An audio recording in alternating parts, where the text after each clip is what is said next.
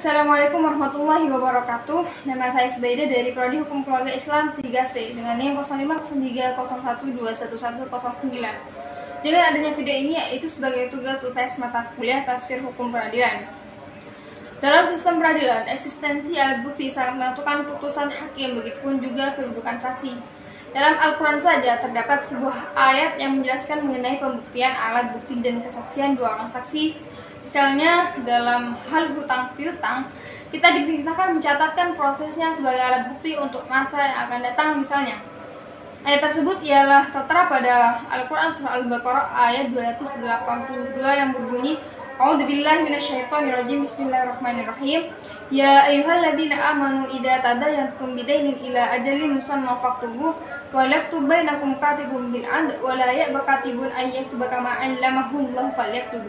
وليملل الذي عليه الحق وليتقي ربه ولا يبخس منه شيئا فإن كان الذي عليه الحق سفيها أو ضعيفا أو لا يستطيع أن يمله فليملل وليه بالعدل واستشهدوا شهيدين من رجالكم فإن لم يكونا رجلين فرجل وامرأتان ممن ترضون من الشهداء أن تضل إحداهما فتذكر إحداهما الأخرى ولا يأبى الشهداء إذا ما دعوا ولا تسأموا أن تكتبوا صغيرا أو كبيرا إلى أجله ذلكم أقسط عند الله وأقوم للشهادة وأدنى ألا ترتابوا إلا أن تكون تجارة حاضرة تديرونها بينكم فليس عليكم جناح أن ألا تكتبوها وأشهدوا إذا تبايعتم ولا يضار كاتب ولا شهيد إن تفعلوا فإنه فسوق بكم واتقوا الله ويعلمكم الله والله بكل شيء عليم.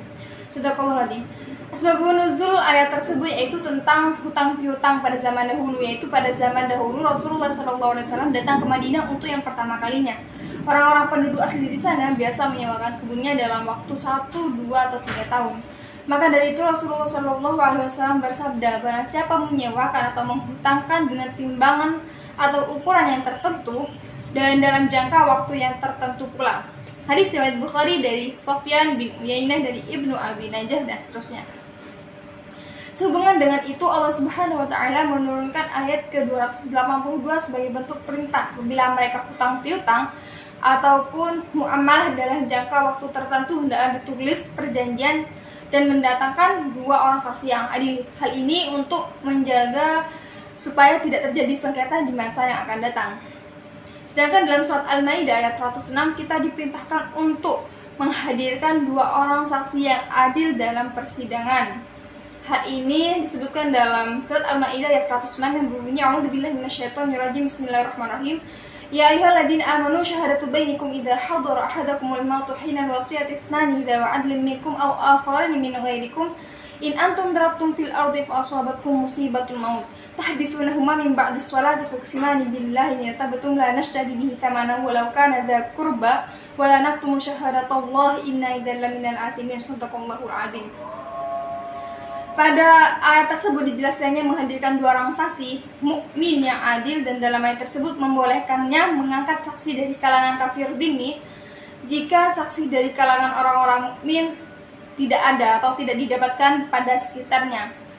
Akan tapi hal tersebut dibolehkannya ketika dia dalam perjalanan, dan kedua hendaknya dalam kasus wasiat. Demikianlah menurut keterangan yang dikemukakan oleh Syekh Al-Qadi.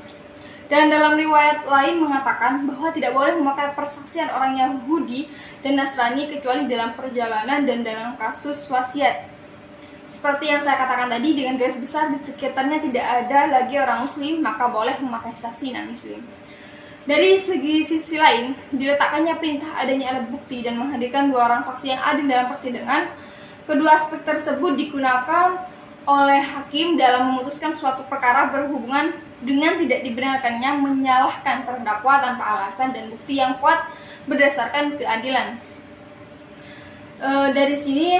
Dari uraian di atas saya berkesimpulan bahwa terkait pembuktian alat bukti dan kesaksian saksi yang adil sudah jelas tertera dalam surat Al-Baqarah ayat 282. Dalam ayat tersebut sangat jelas, sangat eksplisit menekankan bahwa pencatatan utang piutang harus dicatat dengan benar yang bertujuan untuk dijadikannya sebagai alat bukti di kemudian hari jika terjadi kesalahpahaman maupun perkara yang berkaitan dengan hutang piutang, begitupun dengan kasus peradilan.